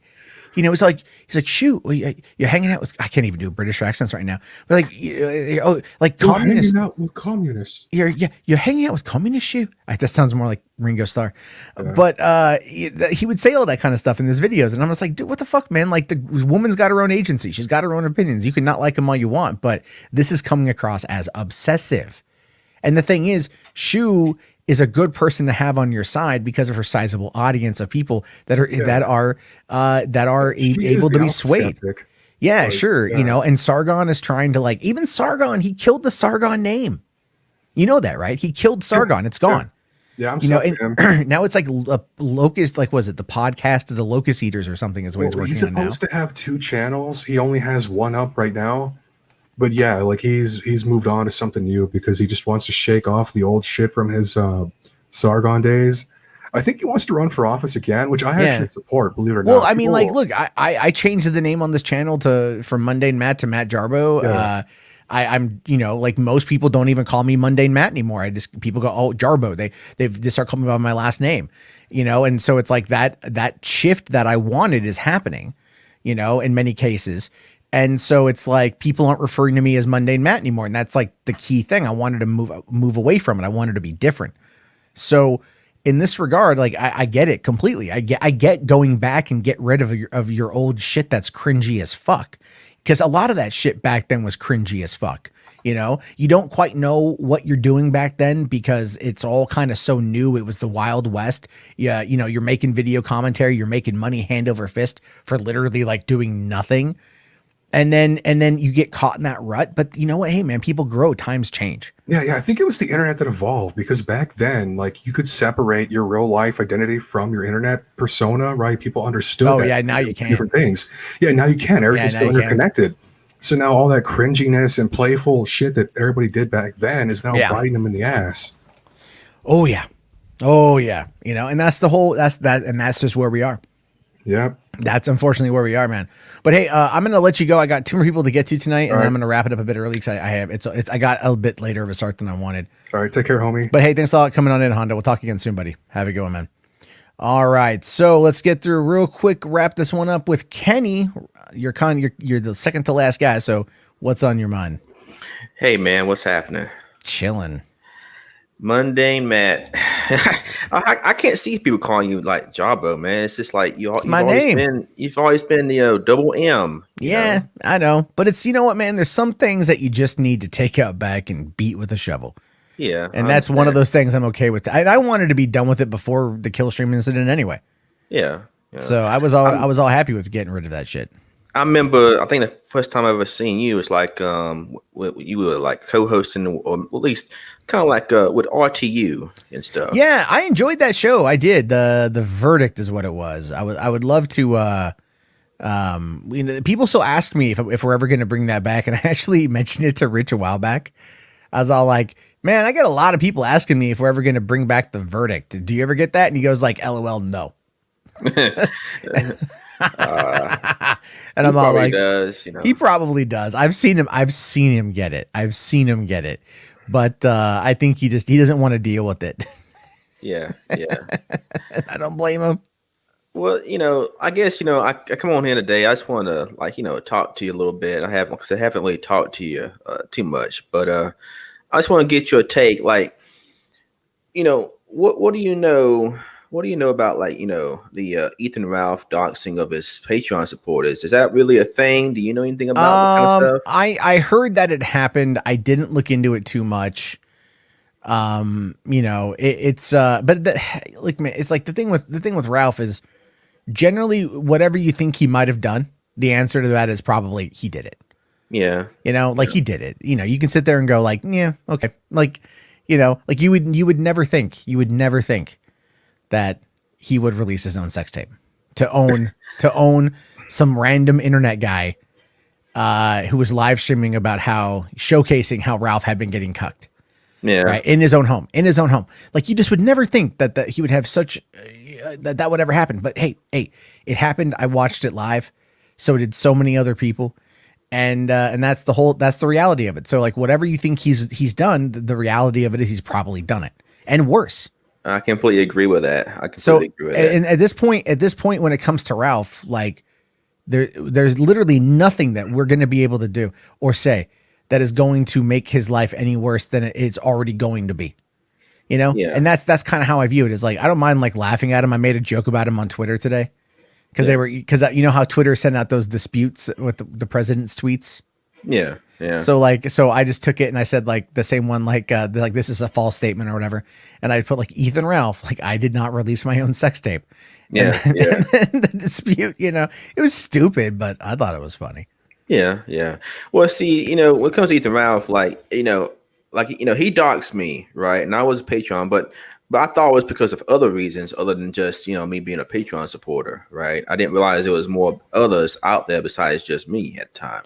Well, I thought he turned on you because of the whole Margaret thing. He did turn on me for that, but at the time I still was a Patreon supporter. Oh, I see. What I'm saying? Yeah. So I don't know if it's because necessarily because of the Margaret thing, or just because I was a Patreon. Like I don't know which one triggered him to do so. Right.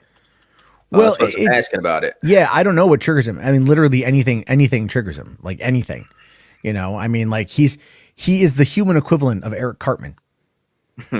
He's what would happen if Eric Cartman like became an adult is basically what it boils down to. The same kind of impetulant attitude, vast amounts of narcissism, completely covered in just self-loathing, self-hatred, and insecurity. Like that is who he is as a person, and we know that. And again, like I'm saying, it's like the more I think about it, I'm like, for one, I don't want to like spend my life logging him because it's not going to do anything. Like other people want to do it, that's cool, because it's easy to get under his skin. But it's like, look, everything he has done has set himself up to fail, and at this point now it's literally just waiting for it to happen. So I would rather spend my time doing other things, which is why like I've stopped reading his thread on Kiwi Farms, even though it was funny. I used to kind of read it like at least once a day. And I check on like an A-log stream, if a fandom organization was streaming it or something. I try not to watch any of that stuff because it's just like, I don't want to give him any more attention than I have to, because he's just like, he's a subhuman piece of shit, in my opinion, who would probably sell out his own mother if it got him PlayStation 5. Yeah. Like that's who he is. And all he is pure concentrated dumb fuckery that will self-implode, and he's going to hurt a lot of people as he falls down. I don't want to be anywhere near it. I don't want to be anywhere around it. And honestly, if you're smart, I'd get the fuck away too, and just let him crash and burn on his own, because that's what's going to happen. I've been there, done that, man. Like it's, like I think I haven't watched a kill stream in just about 2 years. Well, right? I don't blame you. Real quick though, Rel McMillan, $2 sticker. Great show tonight. Thanks a lot, Rel. Really appreciate it, man. Thank you very much. Or $3. Ooh, I read that wrong because I'm apparently illiterate. And then Hondo here, $5 super chat. Thank you again, Hondo. Ralph the Fed is the only reason why he wouldn't have gone to jail for being a felon with a gun, violating probation, parole, leaving the state, etc. Yeah, I've heard of the accusations about Ralph being a Fed. It's like him and Baked Alaska glow in the dark, right? Yeah. I've heard that so many fucking times. That's some old school stuff right there. But I'm sure people think I'm a Fed, because it's like the whole Keemstar swatting thing. I've been accused of that shit too. I'm not a Fed. I mean, that's what they say about Milo. I mean, I don't know, the details of that, but Well, Milo, when he holds up a fucking hard drive and he's like, I have recordings, I have texts, I have images, I have everything that I need, yeah, to like, if you come after me, to come after you. And like, there's been heavy speculation that Milo is the reason like that Richard Spencer audio came out yeah. from Charlottesville. Like there's the mass speculation that Milo was behind that. Now we don't know anything, and I'm like, for one, where is Milo in all of this, Trump re-election stuff? That's my question. Yeah, well, he's actually with Laura Loomer right now. He's like tag along with her for the most part. Well, she's a failed congressional candidate. Well, I'm just telling you what he's doing right now. He's like, he's How with her at bad? the moment. How bad does your life had to be, in order to like hang out with Laura Loomer unironically? Yeah, well. Like if I hung out with Laura Loomer, I would just make jokes about tires the entire time. Get it? Good times. Yeah. Good year. Oh my God, man. What a good year it's been. Right? Good year. Like, what a Yeah. good year it's been. I can't believe what some other tire brands. I'm gonna look this up real quick. Tire brands. Michelin Man. Yeah. Tire.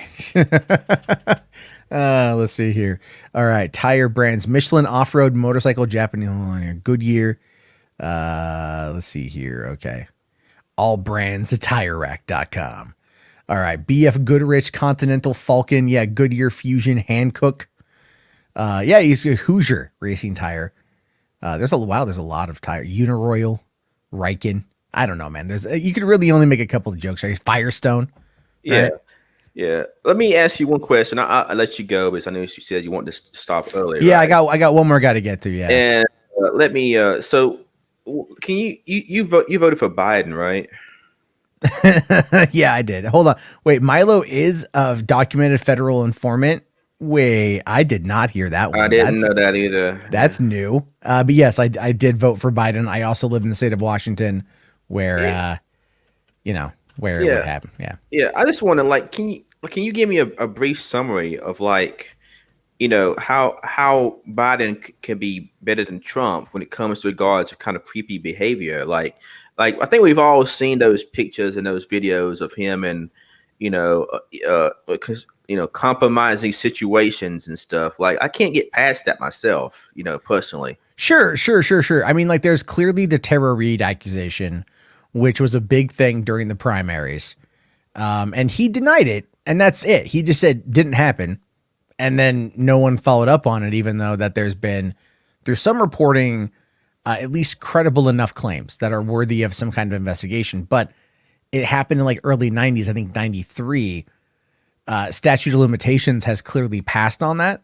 Oh no. I'm talking about recent. I'm talking about, like when he was vice president, copping a feel, indecent touching, like kissing. Like I don't. It's just some really strange behavior that if I know, like Trump got. Well, I ain't gonna say that, but basically Trump got in trouble for saying his famous quote, right? Yeah. So I mean, think about this way. Like, just imagine if Trump did like some of the things that he did, like caught on film, caught on camera doing. Just imagine how much that would tower over Trump today. And yet Biden has done that and then some, and no one talks about it. Yeah, it's what I'm talking about? No, I get that. I get that. You know what I mean? I completely get that. And I think it should be investigated 100%. I think the thing is, though, is where we are right now, unfortunately, equality ain't gonna fucking fly. You know what I mean? Yeah. Like no one's gonna dive into that right now, because to them, getting rid of Trump is just the better option for them. Right. Now the 2024 election, if Biden chooses to run again, because he did talk about how he just wanted to be like a one-term candidate, which let's face it, at this point he's gotten nearly 80 million votes, the highest amount of candidate votes ever. Yeah. He's probably like, I'm gonna run again. But let's be real. I mean, is he gonna pull in another 80 million? No, God, no.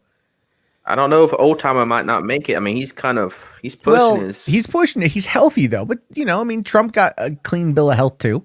Yeah, And, you yeah. know, so I mean, like the thing is, you know, people live, and Biden jogs and he bikes and he eats healthy and he's, you know, I mean, right now, like he's taking COVID seriously, like he's doing what he's trying to do to survive. So I think people are going to focus on that thing. But yeah, there are Right. skeletons in his closet that will clearly come out probably in 2023 when we start getting Yeah. ready, start winding down the first term, and we'll see if it has any impact. The truth of the matter is, it probably won't. Yeah. To be honest Yeah. with you, because it's like the people that, you know, the grab 'em by the pussy shit that was meant to change, you know, voters' minds on Trump didn't do it. Yeah. You Yeah. know, so it's like, even if, you know, Trump has said I could shoot a guy on Fifth Avenue and still get voted in, you know, still Yeah. not lose any votes, and he's not wrong. Yeah, well, see, I guess the thing is, the difference I always see with that, right? It's you know, someone getting caught on film doing something, right?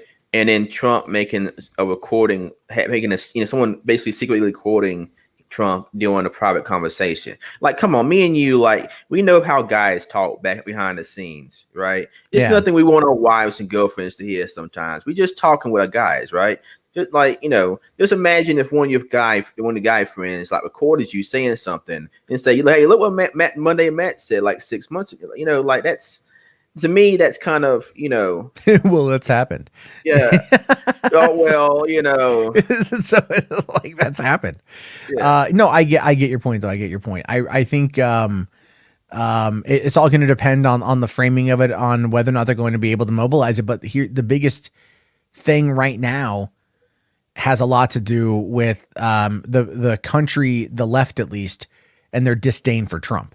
Right. And you know, like you could probably find, you know, they could probably pull Joseph Kony out of the fucking, you know, deep jungles of Congo, forge a birth certificate claiming that he was like born in Cincinnati, and then his parents moved him to the Congo, where he's a genocidal warlord, and they came back to run for the presidency, and they'd be like, yeah, he's still better than Trump. Right. You know what I mean? Like that is just where it's at. And I'm not, you know, I don't like it. I'm a Bernie guy, you know, and I've been open about that. I don't like that that's where it's at, but that's where we are. And you know, with the threats of violence and Antifa and the plot against Governor Whitmer, this shit is fucking real, and it's real fucking scary on top of a goddamn pandemic. Right. So right. it's like everything that's happening right now, it just keeps amping it up and amping it up and amping it up. And it's you know, it's just like, I don't know, man. I always thought you always thought you'd be more of a Tulsi Gabbard kind of guy. I like Tulsi, but I, you know what, man, I'm more for Bernie's economic policies. I do like Tulsi's stance on foreign policy though. Right. Right. You know, and we're the same age. That's the weirdest thing to me. Like, we're the same age, you know? And I'm like, damn, she looks good. Yeah, yeah, I'm she like, does. Yeah. I'm all like, ooh, Mama Tulsi. Yeah, okay. Yeah. I'll let you go, man. I'll still keep you up, but thanks for having me on. All right, man. Thanks a lot, dude. I'll see you later. Have yourself a good one. All right. So, Biohazard, you got to fix that thing one more time and I can get you in. All right. There you go. Yeah. Hey, what's going on, man? Hey, man. So I just want to say, the last caller, he was a pretty cool guy, man. I agree with him on a lot of issues that he brought up. But what I want to bring to the forum today is the World Economic Forum. Do you know about that video they released where they're basically pushing for like hardcore communism? Oh, is that the Great Reset thing I was hearing about yesterday? Yeah, man, it was hardcore communism propaganda. I mean, I heard about it. It's just like, it's not. I don't view it as communism, but I can see that why people think that. My leader said this. So Justin Trudeau, that asshole, I don't really like the guy, but he didn't destroy us, so he's not Satan. But he was like, well, the coronavirus is a great way that we can reset the world economy and shit like that. And he's talking about this World Economic Forum. And there's this video where they're just like, oh, you're not going to own property and you're going to like it. Like they were really testing the waters on like what the reception of the public was like. And I hope they get nowhere near this because it was so fucking egregious. If you saw this, it would upset you as a capitalist. I heard people were upset about I didn't see what Trudeau had said yesterday. Trudeau is basically like, oh well, the coronavirus is a great reason to like let's form like a bigger EU. Yeah, well, I mean, I do get people in Canada were like, fuck you, like daggers in their eyes, like fuck this. Well, yeah, people don't want No, we don't want fucking big government like that. Yeah. That you know how shitty. You know what's gonna happen?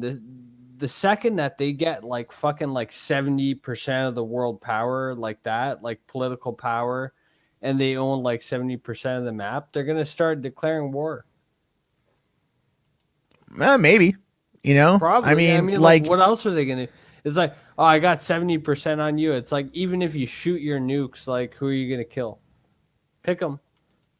Because it's like, what, you want to like select a part of the U.S. or you want to hit part of Canada or you want to hit some European countries? Like, you know how much fucking land we own because we're fucking ruthless? And Democrats are the fucking best at getting land. And they're going to fucking get more land now that Biden's going to be elected. And there's going to be no. What do you mean get riots. land? I'm trying to follow you here, but you're kind of losing me. Oh no, I'm all over the board. Because yeah. So what do you mean get land? Dude, they're gonna be like fucking initiating like shit in the Middle East. We're gonna be on top of that.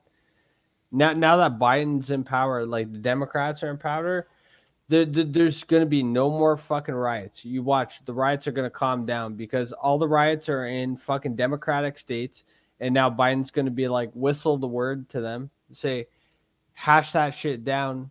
We got Trump out. Bang. No more riots. Everything's gonna smooth over real fucking fast. Well, the you know, when he won the election, they still protested.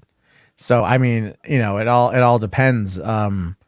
It really just does depend on where things go. I don't know what Biden's going to do or what. Do you think the Republicans are the real jackboots of society? I think they enable jackboots of society. Yeah. You know, because the thing is, like, you can sit there and you know look, who ends it? The Democrats, man. They're gonna put the boot on the throat of all these fucking Antifa protesters. They ain't gonna do shit. Well, I mean, isn't that kind of what you want then? Is it, haven't we spent like half a year, you know, complaining about Antifa protests? And if Biden's going to come on in and put the squash on that shit, he's going to crush those. You know, I mean, are we going to get? I would bet money on it. Well, there's no real central like leadership to that shit. You know, I mean, I don't know what's going to stop the protests, but I'm actually. It's like Portland's like a blue state. And Biden's going to be like, hey, man, sell your shit. We got Trump out of office. We don't need riots no more. Bang. What do you think that state's going to do? They're going to fucking listen. They don't listen. I'm from Portland, though. They didn't fucking listen, right? Like, they're just like, keep riding. They're going to keep doing what they want to keep doing. That's the whole thing. Those, you know, because they've got a taste for it. I really want to hear, like, you've seen that, like, World Economic Forum video, right? Like, where they're like, you're going to eat less meat. No, property. Like, I heard of it. I haven't watched it yet. Oh, you got to see it. Like, I already mentioned I haven't seen it. No, they removed the video, like, because the backlash from it, right? So what I'm thinking it is like a feeler, like how much they can get away with. So they threw this extremist, like, this would be like a communist wet dream, like what they were saying, like, and an environmentalist too, is like, yeah, we're gonna tax like the CO2 producers. You're gonna eat less meat. You're gonna like it. You're not gonna own property. Like, they went really extreme with it. So I think they were just throwing it out there to just see how the public would take an extreme like communist takeover, and it's not well. Like, the public rejected it, but they might start out with something small, right? Like, they might start like with like a quarter of that concept, right? Well, I mean, I don't know. I haven't seen it yet, so I don't know. Okay, I found I found one little thing here, like a 30-second clip of Trudeau that's making the way around. All right, I'll upload it. We'll watch it real quick. Yeah, I'm gonna play this. It's like 30 seconds, and then so let me have some context. Or I don't have context. All right, hold on. Building back better means getting support to the most vulnerable while maintaining our momentum on reaching the 2030 Agenda for Sustainable Development and the SDGs. Canada is here to listen and to help. This pandemic has provided an opportunity for a reset. This is our chance to accelerate our pre-pandemic efforts to reimagine economic systems that actually address global challenges like extreme poverty, inequality, and climate change. Yeah. Okay, what was bad about that? This motherfucker wants to trade like Canada's not like as good as the U.S. money wise, but we're better than most of the world, like outside of, our fucking bubble. And he's like, yeah, let's spread the wealth. It's like, dude, we're in the middle of a fucking pandemic, man. Like people are. Yeah, but the thing is now. though, so think about it like this, right? All right, so here's what he's talking about, because what he said in that clip was more or less like the whole. Okay, so the whole reset. Yeah, he said pre-pandemic is what he's talking about. Pre-pandemic. Yeah, but he's saying now we can do a reset, and what he's talking about is like ties with the UN and fucking like EU. Well, the fact is, global trade is what fuels the economy. That. You can't say fuck that to global trade. Like you have to have global trade. Do you want Canada to be a slave to the EU or no? Canada won't be a slave to the EU because they're our bitch. They're our bitch. Our fucking buddies. It's not that big of a look. Here's what he's talking about. He's talking about the concept of reevaluating how we do things in order to make sure that people have food, that people have jobs, that we're able to actually have a sustainable planet.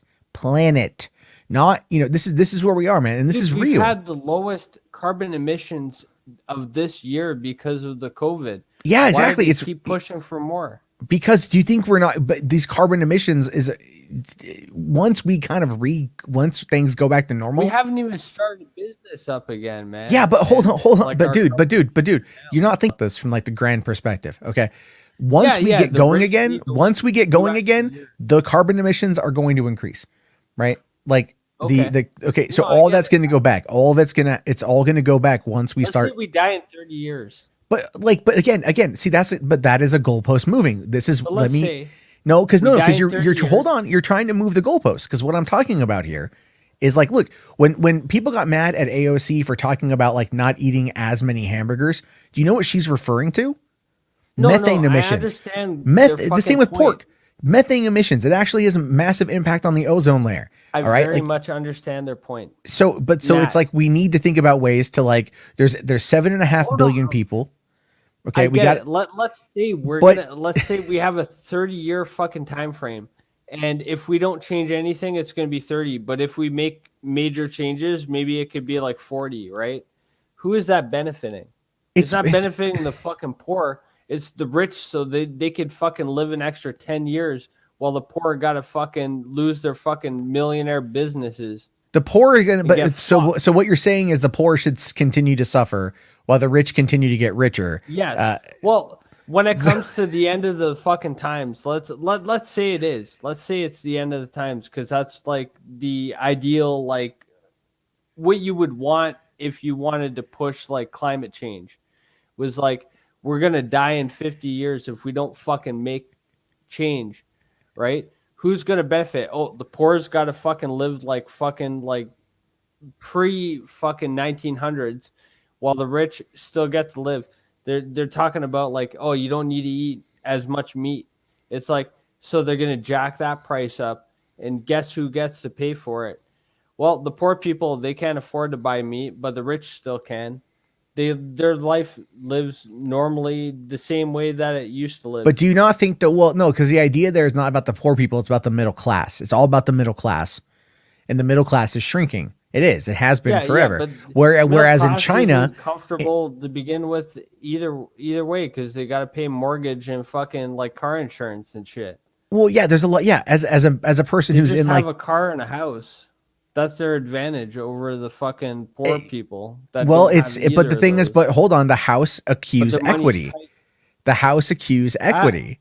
That's the whole point of being a property Yeah, owner. but don't tell me that your money is like super fucking like lengthy and No, shit. it's Like, not. But it's tight like people, at- but people invest and they buy real estate or they buy commodities or they do whatever as a way to like expand upon their wealth. The idea there is that you can take like your home, okay, like, and you can refinance it, and that gives you some money in order to invest into the home or invest into other things. So that's where the equity comes from. That's where that's the whole point. The poor don't own property. The poor rent, so they kind of throw their money away. That's the whole issue here. So in the rich, yeah, I the mean, rich get richer, exactly, the yeah. poor get poorer. The rich have made have made over $300 billion in the pandemic, and that money is not you own a trickling house? down. That money is not trickling down. But So- Matt, you own a house and Yes, you I- own a car. Yeah. And if shit got more expensive, it would be shittier for you. It would be shittier for me, yes. But for like the wealthy, like people that are like I'm living in the millions, like nothing would change for them. Well, but don't you think then that things should change for them?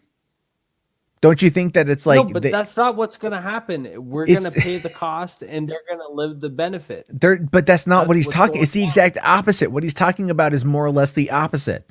What he's talking about is a systemic That change. should make you more concerned that he's trying to say like he's gonna help you out. If Well, they I'm not. came Well, out look, and they told us- I'm only first generation Canadian American, so I don't have any. I don't have any. No, but Americans are gonna get fucking nailed with this too, because that's what Biden's pushing. We What do you mean? It's like build back better. That's the fucking slogan. Yeah, Biden's using that fucking shit. He's a globalist, man. He's like Alex. But we live in a Jones is global fucking economy. We live in a global not economy. insane. We live in a global economy. We have the entirety of trade has always been about a global economy or about a global trade in order to benefit the nation. Look Yeah, up but the fucking they're Silk Road. piggybacking off. They're like Okay, but they're piggybacking off of this coronavirus.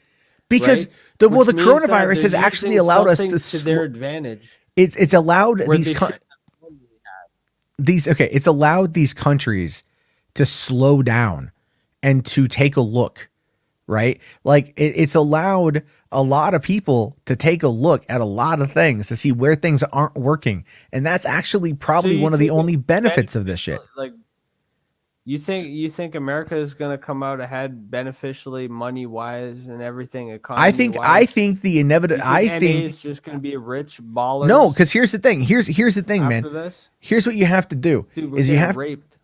Who's getting raped? Are you? I Our gotta ask. countries. Are you drunk right now? Or are you high? No, there's no drunk or high. It's like our countries are losing business every day by not being open. Because it's, let me ask you, you can regain money. You can't regain a life. You know what I mean? Like that's why people are shutting down. It's literally to save lives.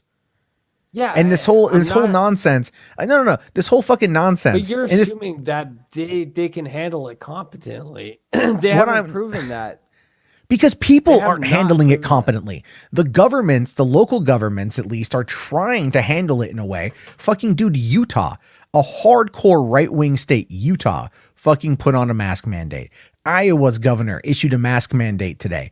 Okay, they're realizing that this shit is costing people their lives. And the longer that it goes on, the longer businesses are going to be shut down. That is the thing. What you're not realizing is that people need to take this shit fucking seriously, because at that point, like, then we can maybe get past this goddamn fucking thing. But when you've got Yeah, no, misinformation I on the agree with internet, you. misinformation on TV, and misinformation from the fucking president, it ends up having a 100% ripple agree effect. with you.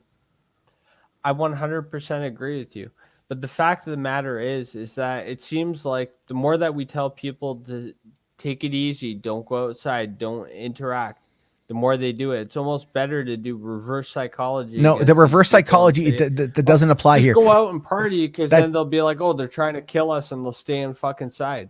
No, I'm that's telling not. you, That's man. not. No, it's that. No, it's exactly the opposite in this case, and I'll tell you why. It's the opposite in this case because the people that are going out are listening to their I've never elected seen leaders. so many huge gatherings in America in my life. I don't agree, and here's the thing: I In don't this agree with year. any of those. I think they're all fucking stupid for doing it. Huge gatherings. Yeah, I think they're all. I think the on both protests are dumb. sides. I think the counter protests are dumb. I think the fucking Million MAGA March is dumb.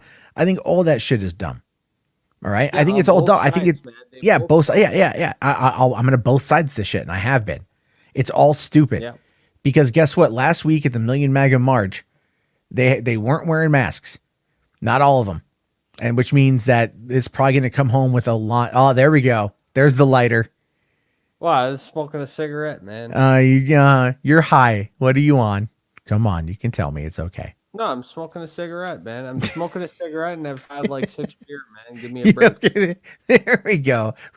We got it. They were in the chat that were asking if you were drunk or high. Yeah, but I'm speaking facts, man. Like I'm No, I'm well, talking not from really. the Not. heart, man, like, I'm gonna be about honest what's with you, going on man. in the world, man. I'm be I honest. think You're not things are speaking that fucking many facts. troublesome. I mean, you have an opinion, which is perfectly fine. But I think it's like, you've been jumping around on it, which is really hard to argue facts when it's moved to different talking points and not complete one. But anyway, Okay, but like the main thing that I want you to know about is like the World Economic Forum. There is a video. You could find it on Kiwi Farms. It's really, I think Tim Pool even fucking covered it. Like it's really blatantly like not good. Like if you seen it, you'd be like, "Ugh, I don't want this for my society. I don't know what the fuck they're trying to push." And they're piggybacking off of the fucking coronavirus. Like, oh, this is a good excuse to reform like our economy and tie it into the UN and the fucking EU. It's like, fuck that, man. Like, do you really want to be like fucking 70% of the fucking world to the point where they're ballsy enough where they're like, yeah, we'll just attack China. Fuck it. And just again, I don't know what you're talking about. What do you mean be the 70% of the I'm world telling that you, man, decides to attack China? They're trying to wrap up the world economy. So they want to form like an NA tied with EU, like tight. And then just randomly attack China? Well, like they're gonna be fucking big enough, man. They're gonna have like fucking like 70% of the world. But it's again, it's exceptionally counterproductive to attack a global leader like that. Really. I mean, like, what do you mean not really? I mean, like, once they get enough fucking power on their side, and they're like, yeah, we could take the other side, even if they fucking tried to nuke us, like how, like whatever, we'll accept. I don't trust these fucking people, man, that are in power. And I mean, it's not Biden. I'm talking about like Germany, like EU. Like, you are so all over the place, man. You are so all over the place. Like you're like, we're gonna be slaves to the EU, and then we're gonna go after China, and we're gonna nuke China, and what? Look into this World Economic Forum, and it's called Building Back Better. Well, he said build back better. He said build back better. That's which is Biden's slogan. Yeah. And what's that showing? It's showing camaraderie in solidarity Canada with the United States. UK was using it because countries. Because for the last 4 years, Trump has done everything he could to cause a divide with our allies. He has turned his back on our allies while he's been cozying up to dictators. Like we'll see what happens. And so now that Biden administration is on its way in, and Biden has lots of foreign policy experience over the years, especially 8 years as VP. He knows the allies, and the allies are happy to have Biden back. They're happy to work with the United States again on common issues like trade and global warming. Well, this is not but how do you expect the GDP in Canada to grow if you don't exercise trade? Like we do a crazy trade in Canada, but you have to have trade in order for the economy to grow. Like half of our trade, we sell weapons to fucking Saudi Arabia. Like, what do you mean? Like, we do trade better than you almost, like on a smaller scale. Like, are you kidding me? I have to Google this. Canadian serious, sells. man. I don't disagree. Trade, okay, Canada sells. Yeah, we sell military arms to fucking Saudi Arabia. And according to Al Jazeera, that's true. On that. Let's see. Ottawa says renegotiation to contract will secure jobs with thousands of Canadians. You know what? Canadians are peaceful people. They just sell weapons to other countries. Yeah, no, we're not peaceful, man. We're like USA Junior. Like that's how it is. We sell fucking arms. We deal in trades. If you ever own a C7, you'll love that rifle. It's a semi-auto, but it's fucking long range precise. Like it's like a long range assault rifle. That's a sick gun, man. C7, look it up. If you could buy it, I would recommend. Sure. buying No, it. I get that, dude. I get that. I For here's the gun thing owners. though, is I do want to kind of cut this off at 2 hours. So I'm gonna I got we're you, gonna have to I we're gonna have got to you, put I a got pin in this discussion because I got to get to bed. It's 1 a.m. here. Okay, So you have a good night, Matt. all right, thanks for calling in, dude. Calling again. Yeah, for sure. We'll hash it out. All right, have a good one, buddy. All right.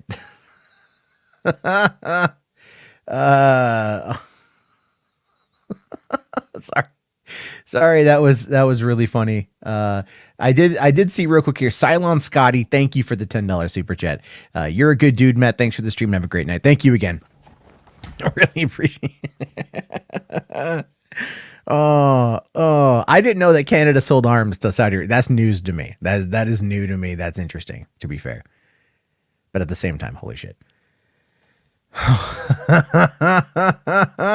yeah, my channel, it is getting to the end, man. I gotta get to bed. I got on a little later than I wanted to tonight.